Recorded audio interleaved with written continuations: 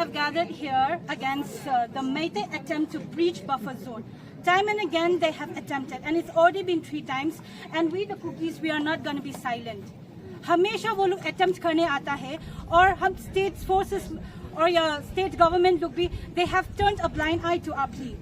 Today also, आज भी वो लोग gathered है, they are gathered, and that's why we have left our works. It's not like हमारे पास कुछ काम धाम नहीं है. There are some vegetable sellers, they have to earn daily, but they have left their jobs, they have left their livelihood, and we have come here together. We are pleading to the government that if the Meiteis cannot respect the buffer zone as we have respected, we have never crossed, we have never attempted any attacks, but they have on 14 June, on 24 November, and today as well.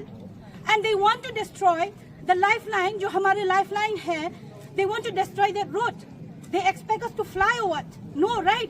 Already already it's so difficult for us to go to our villages like Wakan, Hokon. And that's why we have made a lifeline. But that also they want to destroy.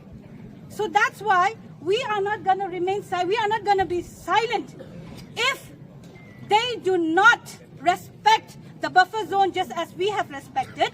And if they try to attempt again, we will not remain silent.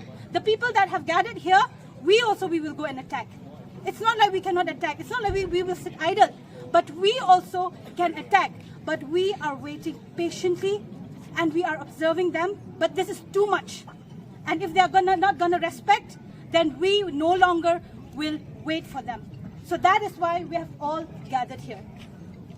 Thank you.